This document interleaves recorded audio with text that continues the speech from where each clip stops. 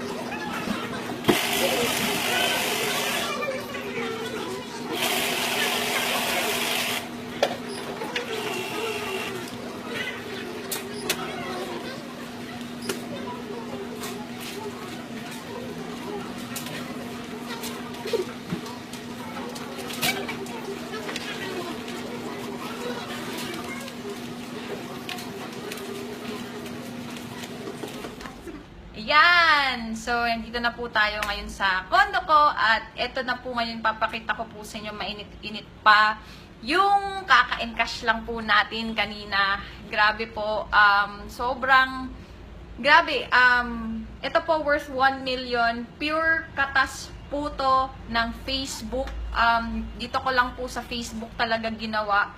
Nagsimula lang po ito sa isang tapang na desisyon na subukan ang isang bagay na wala po talaga akong kaalam-alam po dito. Ang pinakaalam ko lang po dati nung nagsisimula po ako, ang laki-laki ng pangarap ko and gustong-gusto ko lang maibalik sa buhay namin kung ano man yung nawala sa family ko dati.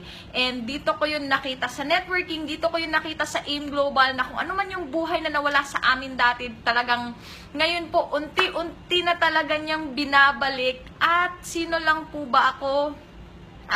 Isang simpleng babae lang, nag-take lang din po ng risk kasi naniniwala ako na sa buhay, kailangan talaga natin mag-take ng risk or else we will always stay the same. Isa lang po akong nandito sa Pilipinas na naniwala na hindi lang ang pag-a-abroad ang only way para ako kumita ng malaking pera. Kasi nung na-invite ako sa networking, nakita ko po dito even mga grade 1, grade 2 talagang kumikita po sila ng malaki. So sinabi ko lang sa sarili ko na kung nakaya nila, kayang-kaya ko rin. At eto na nga, nung ginawa ko po yung negosyo through Facebook, alam mo po ba na kahit nasaan ka man ngayon, kung may Facebook account ka, kayang-kaya mo nang yumaman, kayang-kaya mo nang paasensuhin yung sarili mo. Kailangan mo lang talagang maging matapang, kailangan mo lang talagang sumugal. 'Di ba? Right now, risky is the new safe. Kapag hindi ka sumusugal sa buhay mo, walang mangyayaring pagbabago. Lalong-lalo na kung nandito ka lang sa Pilipinas. And siguro kung nag-nurse ako, nandito lang ako sa Pilipinas, ito pong kinita ko po ngayon, kung nasa 20,000 per month lang po yung sweldo ng isang nurse. I have nothing against nurses, pero ilang years ko po yun nakikitain na ngayon po, by the way, ito po pala is niregalo ko po to sa sarili ko nung birthday ko. Grabe, sobrang nakakamiss talaga yung nangyayari ngayon sa Facebook. And sa lahat naman po ng mga OFWs na mapapanood mo po ito, lalong-lalo na po kung wala pa pong nag-i-invite sa'yo or kung na-invite ka man dito sa In Global, subukan mo pong gawin to, etong negosyong to, kasi kung ikaw po yung tipong tao na miss mo na yung family mo, tumatagal ka dyan sa abroad, na paulit-ulit na lang yung nangyayari, taon-taon, sawang-sawa ka na sa buhay na meron ka at naniniwala ka that there is more to life than what you are doing right now bilang isang OFW, and you can earn more out of life sa compared dyan sa ginagawa mo ngayon. Then meron po ngayon isang AIM Global na pwede mong gawin through Facebook na kahit nasaan ka man sa buong mundo, kayang-kaya mo pong makuha kung ano man po yung nakukuha ko ngayon. Lalong-lalo na kung pamilyado ka, may asawa at anak ka na nandito, definitely mas malalim yung pinaglalaban mo sa buhay. Kayang-kaya mo po itong gawin. Kung gaano ka kasipag, kung gaano ka katyaga, at kung gaano kalakas yung loob mo sa pag-a-abroad, mas lakasan mo lang this time kasi this time, ang ipaglalaban mo dito pag nag-join ka is pangarap mo at ng buong pamilya mo. And sa lahat naman po ng mga members ng AIM Global na nandito ka na po ngayon, I was once like you, lalo na po kung nagsisimula ka pa, ituloy-tuloy mo lang po ang laban sa iyong mga pangarap. Maraming mga taong hindi maniniwala sa iyo, maraming mga taong magre-reject sa iyo, maraming mga taong magdi-discourage sa iyo, pero end of the day, ang pinaka-importanting tao na kailangan hindi mag-give up sa iyo at maniniwala sa mga pangarap mo is ikaw po. Hanggang nandyan ka at pinaglalaban mo yung mga pangarap mo, you will always have a shot at making it a reality.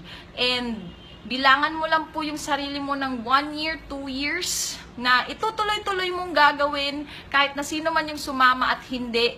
At definitely, ibang-iba po talaga yung magiging buhay mo. Kung nandyan ka man sa ibang bansa, makakauwi ka na talaga for good. Makakasama mo yung family mo habang kikita ka po ng ganun kalaki. Grabe po. Ngayon, sobrang yung mga malalaking pangarap mo, kung hindi mo nakukuha, nandito ka man sa Pilipinas o nandyan ka man sa ibang bansa, kung meron kang mga malalaking pangarap na hindi mo pa nakukuha sa whatever it is you are doing right now, contact ka lang po sa akin or balik ka dun sa taong nag-invite sa'yo at nagpakita sa'yo ng negosyo. And surely po, kung ano man po yung nangyari sa akin, pag the same lang din po yung gagawin mo, magte-take ka lang ng risk at aaralin mo lang po yung sistema na meron tayo through Facebook. Kahit part-time mo lang po ito na gagawin, talagang I can guarantee 1 to 2 years from now, kahit part-time mo lang, 3 hours a day, gagawin tong negosyong to through Facebook, ibang-iba na po yung buhay mo. Kasi sobrang nagbago na po talaga yung mundo natin ngayon. Kung may Facebook account ka, kayang-kaya mo nang baguhin yung buhay mo, ibigay lahat yung mga pangarap mo sa sarili mo at sa buong pamilya mo. Kayang-kaya mo na po talagang